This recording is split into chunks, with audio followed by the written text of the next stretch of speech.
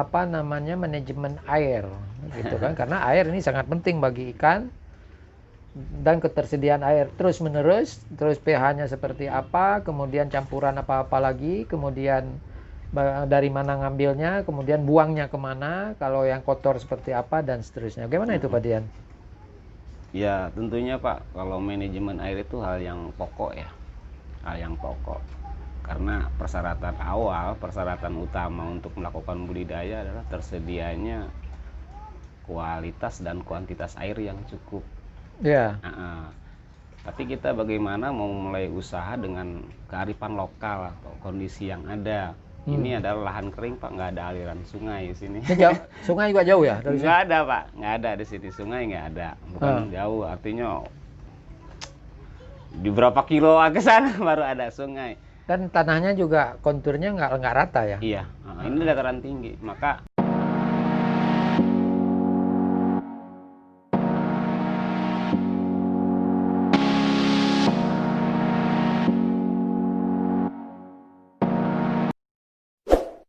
Subscribe, like, and share, dan jangan lupa memberikan komentar di bawah. Assalamualaikum warahmatullahi wabarakatuh. Waalaikumsalam warahmatullahi wabarakatuh. Kali ini ketemu lagi dengan MES Video. Saya ini yang kedua kali mendatangi farmnya Pak Dian. Apa namanya Pak Dian? Farm Lele Jaya Pak. Lele Jaya ya. Itu ada di itu, di apa namanya, ditulis di tembok itu. Ini terletak di daerah atau Kecamatan Warung Gunung, Kabupaten Lebak, Desa Provinsi Baros, Banten, di Desa Baros. Beberapa waktu yang lalu saya sudah ngobrol-ngobrol dengan Pak Dian berkaitan dengan motivasi membuka farm ini sekitar 20 tahun yang lalu dengan hanya bermodal berapa gram emas waktu itu. Berapa gram Betul, Mas? Pak. Waktu Seingat itu saya berapa? 2,5 gram. 2,5 gram. Cuma mungkin dolar waktu itu masih murah ya, 20 tahun yang lalu. Sebenarnya dolar juga udah tinggi ya. Kan 20 tahun yang lalu sekitar apa? Tahun 2010 ini 20 10 2000 ya, tahun 2000 ya. 2000 dolarnya juga udah tinggi sebenarnya ya. Karena waktu itu setelah krisis moneter itu dolarnya begitu melambung. Kalau pinjam uang nggak lumrah Pak kalau di kampung. Ya, di kampung itu Pinjamnya emas. hanya bisa dengan emas ya. Kalau uangnya mungkin nggak ada ya, uang fisik ya. Tapi simpenan orang kampung itu biasanya memang emas ya. Kemudian hari ini saya ingin ngobrol, bukan motivasi lagi. Motivasinya mungkin sudah lewat, tapi ini sekarang motivasi berkaitan dengan pengembangannya gitu kan. Jadi tidak bisa motivasi di awal saja tapi nggak berlanjut. Tapi ini kan sekitar 20 tahun sudah berjalan, saya rasa ini berlanjut terus. Nah, selain motivasi pengembangan, kemudian bagaimana ini apa namanya manajemen air gitu kan, karena air ini sangat penting bagi ikan dan ketersediaan air terus menerus, terus pH-nya seperti apa, kemudian campuran apa-apa lagi, kemudian dari mana ngambilnya, kemudian buangnya kemana, kalau yang kotor seperti apa, dan seterusnya. Bagaimana itu Pak Dian? Ya tentunya Pak, kalau manajemen air itu hal yang pokok ya, hal yang pokok. Karena persyaratan awal, persyaratan utama untuk melakukan budidaya adalah tersedianya kualitas dan kuantitas air yang cukup. Ya.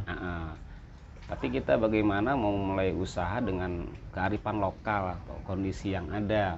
Ini adalah lahan kering Pak, nggak ada aliran sungai di sini. Jauh, sungai juga jauh ya dari sini? Nggak ada Pak, nggak ada di sini, sungai nggak ada. Bukan jauh, artinya di berapa kilo ke sana baru ada sungai. Dan tanahnya juga konturnya nggak rata ya? Iya, ini dataran tinggi, maka orang biasanya menyebut di sini adalah budidaya lahan kering Pak. Budidaya ikan lele lahan kering ini kategori masuknya. Namun kita kan terus karena memiliki kemauan yang kuat. Dengan kemauan yang kuat, artinya dengan kondisi yang ada sekitar kondisi pendukung, kita maksimalkan. Artinya sumber air kita dapat susah payah Pak. kita harus melalui bor yang tentunya nanti ada. Di bornya berapa meter tuh Pak? Di bornya ini kalau untuk gunung-gunung rata-rata Pak ya, di 50 meter aja udah dapat air yang bagus. Dapat air ya? Secara kualitas dan kuantitas. Dengan ukuran ya. pipa itu, ukuran apa namanya? Ya kita kalau pengairan aja pakai setengah in Pak. Pengairannya setengah in, tapi yang masuk ke tanahnya itu? Yang masuk ke tanahnya kita pakai bor cuma 1 PK Pak. 1 PK. Iya. Oh ya ya. Kebetulan ya. Kalau ini berapa bor semuanya? Kita alhamdulillah udah punya 4. Punya 4 untuk 80 kolam ya? Tidak digunakan untuk budidaya semua, ada keperluan rumah tangga juga. Oh ya, tapi kan kalau yang untuk budidaya kira-kira berapa? 3? Yang konsentrasi di sini 3 Pak. 3? Sana 1, di sana 1, dan di sana 1. Di 3 ya? Nah ini kan saya lihat ada air yang warna hijau, ada air ada yang putih itu masih gitu kan, yang artinya bening. Kemudian ada air yang apa namanya bekas ikan. Budidaya, Pak. Ini apa yang membedakan ini? Kalau berbicara air Pak itu sangat kompleks ya. Saya katakan teori seorang petani mungkin sepakat berkata demikian. Berkata begini Pak, jangan ngurus ikannya, tapi urus saja airnya. Nah berarti gitu, ikan sangat tergantung pada air ya? Pada air, karena kan mereka hidup di lingkungan air Pak. Habitat utamanya ya. Sedikit aja ini beracun dia mati Pak. Mati ya. Mati. Baik, itu pH-nya berapa di sini? Kalau pH untuk persyaratan ikan itu kita gunakan yang lazim saja Pak. Untuk budidaya itu kan yang paling bagus 7 Pak ya, netral. Netral ya? Nggak asam, nggak basah. Tapi ini air aslinya 7? Enggak Pak. Jadi ditambah dengan asamnya, ditambah dengan periksa dari sumber airnya ini masih 6,5, tapi itu kan batas toleransi Pak. Iya. Batas toleransi artinya kalau melalui proses namanya ada kolam tandon Pak, kalau di perikanan di sana kolam tandon. Oh, ada tandon ya. Terus? Jadi air dari sumber air masuk ke kolam tandon, ada proses pengendapan, kita dapat difusi alami dari difusi udara sehingga oksigen juga terbentuk gitu kan. Ya. Ketika dimasukkan ke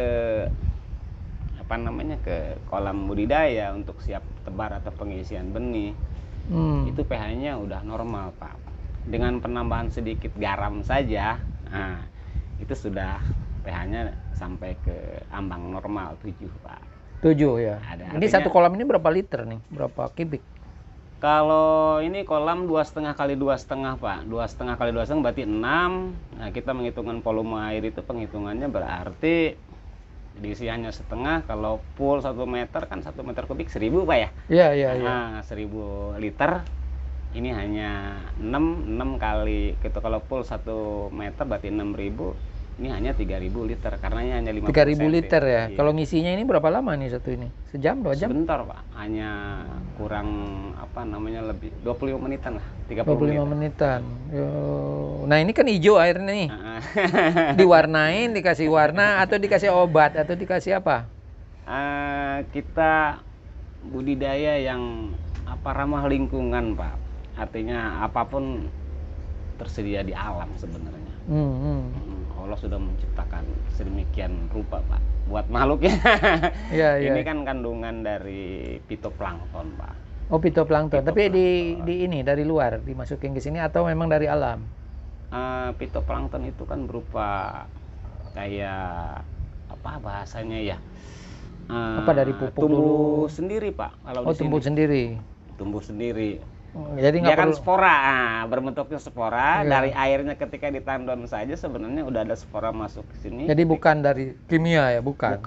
Ketika ada intensitas matahari mereka tumbuh Pak. Itu menandakan bahwa perairan kita nggak dipancing dulu, misalnya dipancing dengan apa sehingga matahari masuk, kemudian jadi hijau dia. Kalau di sini kandungan fitoplankton udah tumbuh sendiri Pak. Tumbuh sendiri. Alhamdulillah. Menandakan bahwa parameter secara biologisnya air di sini siap atau bagus untuk digunakan buat budidaya. Ya. Saya melihat ini kan di sini ada apa itu? Tumbuhan apa nih? Itu tumbuhan eceng gondok Pak. Eceng gondok masih kecil berarti ya. Nah itu kan fungsi dia itu buat apa nih? Kalau itu untuk pengolahan air Pak sebenarnya. Pengolahan air dia untuk menghambat nantinya itu berperan untuk parameter secara kimia Pak. Iya, iya, iya. Di sana ada proses nitrifikasi, jadi organik itu dicerna lah atau diolah oleh bakteri sehingga nanti bakteri itu menghasilkan yang disebut gas amoniak. Amoniak ini kan berbahaya Pak. Iya, iya, iya. Itu ada proses dinitrifikasi itu ada bahan yang menjadi urea ya, urea. Nah urea ini diserap sama ini Pak. Oh dia itu di pupuk itu ya. Jadi dari kotoran ikannya ya? Nah bahasa sederhananya kotoran ikan. Kotoran ikan itu diolah lah dan dipakai sama tumbuhan itu. Sama tumbuhan ya. Iya, ini itu kan makanya itu saya lihat itu ada air yang memang bening sekali kan gitu kan, bening. Di sini hijau sekali gitu kan. Kemudian di belah sana proses hijau. Ini kalau nggak dikasih ini Pak, ini airnya udah bau ini Pak. Nggak dikasih ini pohon ini? Iya, nggak dikasih eceng gondok. Oh dia nyerap itu ya kotoran ya. Jadi pupuk jadinya ya. Kayak racun-racun itu terserap sama. Iya. Nah kalau apa namanya ini yang kosong-kosong ini udah dipanen ya? Udah dipanen Pak. Udah dipanen. Ini kosong juga nih?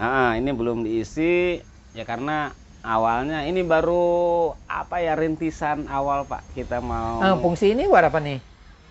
Nah ini biar nggak kena air naungan hujan ya Pak. Air hujan supaya jangan 100% masuk ke kolam Pak. Karena di kolam ini sudah steril lah istilahnya ya. Bukan steril Pak, jadi pH-nya sudah sudah stabil gitu ya. Stabil karena kena air hujan. pH-nya rubah lagi. Rubah lagi ada pengaruh ke ikan. Ini asam nanti. Kalau udah berkata pH Pak ya, yang dibahas pH itu kan efeknya sangat luas sekali. Terutama nanti yang paling vital itu ketika ini terlalu asam Pak pH-nya, maka air tidak bisa mengikat oksigen. Jadi meskipun kita pasok oksigen banyak, kalau pH-nya tinggi, lepas lagi oksigennya. Padahal dia butuh oksigen ya. Iya, oksigen yang terlarut dalam air Pak kalau ikan. Nah ini air ini saya lihat di tempat-tempat lain itu ada aerator yang berputar airnya itu, ini nggak dipakai nih. Kita manajemen nggak gila teknologi Pak sebenarnya. Artinya teknologi kita terima Pak. Cuman teknologi juga nggak menjamin menaikkan margin laba Pak kalau menurut saya. Bahasa sederhana saya nggak menaikkan margin laba juga. Karena apa? Dengan penggunaan teknologi pun biaya cost produknya itu jadi semakin tinggi Pak. Akhirnya daya jualnya menjadi rendah gitu ya. Kayak kita pakai aerator Pak, itu kan biaya listriknya juga tinggi. Non-stop 24 jam. Dengan tarif dasar listrik ya gila-gilaan sekarang. Tapi dia nggak pengaruh ini terhadap pertumbuhan ikan atau sama aja dengan pertumbuhan ikan, ada aerator atau tidak ada aerator? Kaitannya dengan padat tebar Pak. Padat tebar aja. Jadi kalau dia tambah padat mestinya pasang aerator. Pasang aerator. Kalau tebarnya rendah atau mungkin ini secukupnya ya tidak perlu aerator gitu. Kalau bahasa saya, bahasa petani itu Pak, budidaya yang harus mawas diri, nggak usah pakai nafsu-nafsuan. Ikan itu dinilainya nanti di SR Pak, survival rate. Ikan yang bertahan hidup dan bisa dijual, uangnya bisa dikantongin. Iya. Ikan banyak numpuk kayak teknologi bioflok, resirkulasi air sistem. Saya udah coba, saya udah hitung nggak ya pas produknya. Ya artinya dari segi animal welfare juga udah nggak seimbang sebenarnya. Kasihan Pak. Ikan ditumpuk dalam jumlah banyak berdesak-desakan. Mungkin asumsi mereka dengan pakan ikan bisa tumbuh, nggak juga. Dia udah makan nggak bisa istirahat Pak, jadi energi kok buat pertahanan hidup. Iya. Nah itu, ini nyambung Pak. Nah ini kan tadi air nih, air mungkin mulai dari tanah tadi udah diambil, kemudian dibuang. Kalau dibuang-buang kemana nih? Nah kita lagi pemanfaatan, kita udah pilot project Pak ya. Kita nanam dengan tanaman 6 pohon itu pohon cabai. Ini sebenarnya pilot project saya Pak. 6 pohon cabai sepeser pun nggak pakai pupuk kimia. Kita nggak bisa nggak ngeluarin. Oh, jadi air ini untuk pupuk pohon gitu? Untuk pemupukan pohon ya, atau tanaman lain gitu kan? Tanaman lain apakah hortikultura atau apa gitu ya? Bisa itu ya? Bisa dimanfaatkan untuk pertanian yang menurut saya sangat bagus. Iya. Itu udah menggaji saya, Pak, sehari 20.000. Dari buah cabai itu? Dari buah cabai. Sehari itu sekilo? 2 hari sekali 1 kilo, Pak. Saya jual dengan 40.000 ke pasar. Untuk berapa bulan? Itu 3 bulan, Pak. Tiap hari bisa petik? Tiap hari bisa petik. Cuma 6 batang itu? 6 batang. Makanya saya bikin lagi yang 300 batang. Iya. Plasma gitu ya? Ya. Jadi buangnya ke situ ya, ke apa namanya, ke pohon yang lain ya, gitu ya, diinikan. Ya karena kebayang, Pak, untuk satu kolam pembesaran aja itu kan untuk 1.000 ikan itu kita perlu pakan 1 kuintal, Pak, 100 kg. Nah, 100 kg pakan itu. Nah, berarti kan ini dari air. Nah, sekarang dari ikan nih. Manajemen air kita cukupkan dulu. Kita lanjut ke manajemen ikan lele.